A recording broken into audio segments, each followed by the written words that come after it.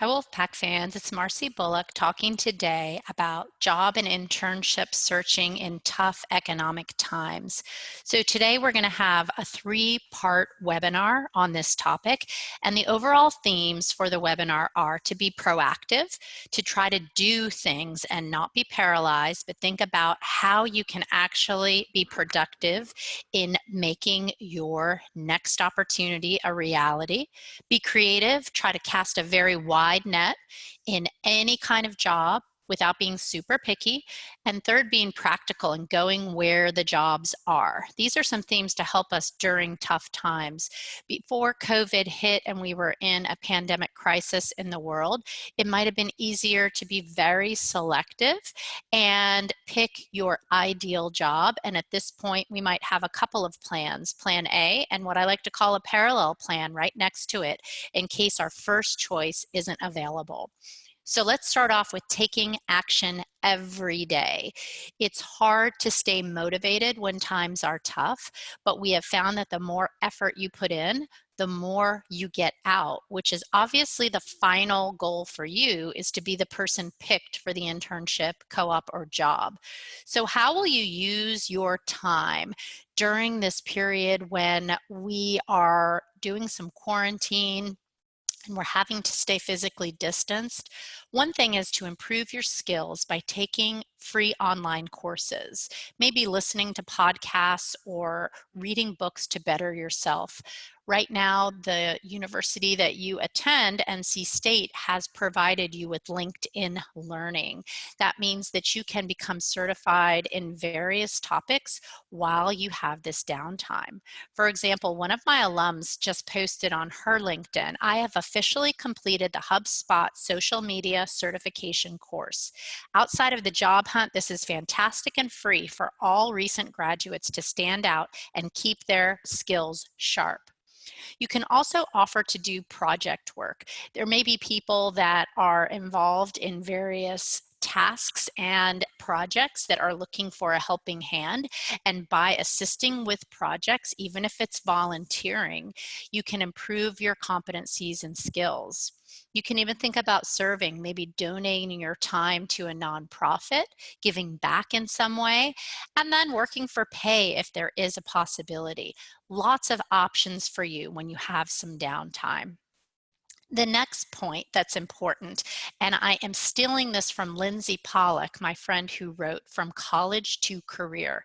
She says to start a, quote, really big list. And this is a list of brainstorming every possible idea and resource you can use in your search. Think broadly of all the industries that you might have considered working for. Maybe something in biotech, since we're looking for vaccines and there's lots of funding going in that area. Secondly, employers. Think about all the possible employers. You can do a search of employers that hire people in your majors. You can look at local employers in the area. Maybe you're thinking about Red Hat or SAS, and you can think about the job functions. Maybe you'd be a researcher or a social media assistant or a clinician. What are all the possible job functions? If you're having trouble defining that one, I would recommend that you use a resource that we have purchased, which is going to help you to make a decision about the job you want when you graduate. And that's called Focus 2. So when you come to the Career Development Center website, just select Career Exploration, and you will see how you can log in to identify the jobs that match your values, interests, personality, and skills set. This takes about 45 minutes of background research on yourself to figure out the jobs that are the best match. And next, list every person you know that could help you. I like to start with the 3 F's.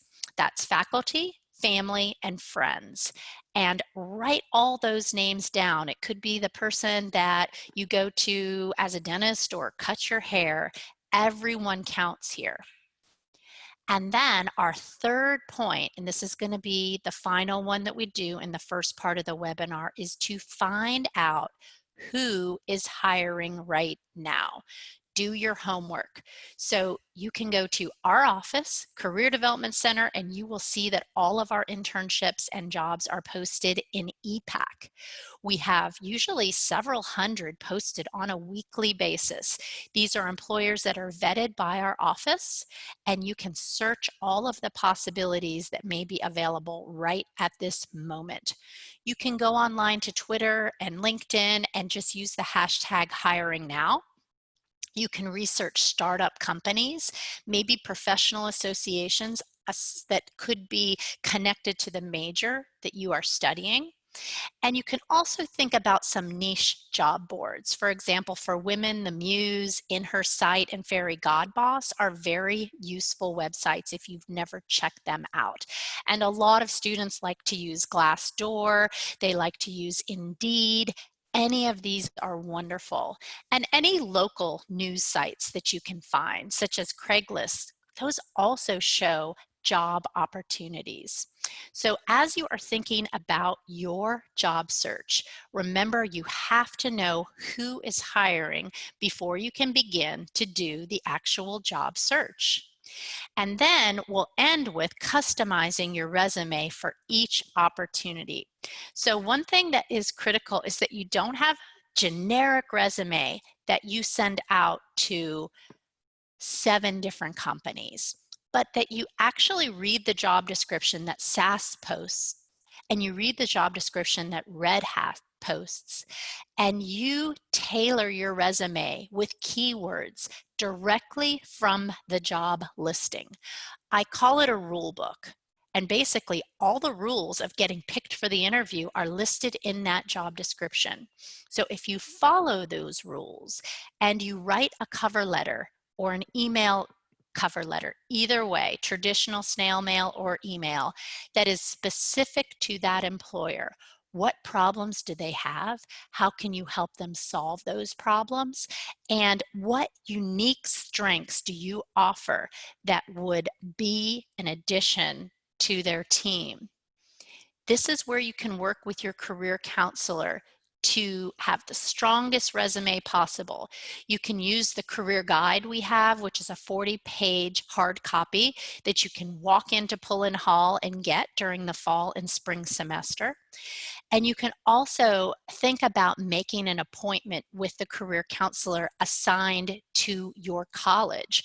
For example, if you're in humanities and social sciences, if you go into EPAC and you look for availability, you might find Sarah Wild is assigned to your college, and she is currently doing virtual appointments with students. And every single college would have someone like that as well.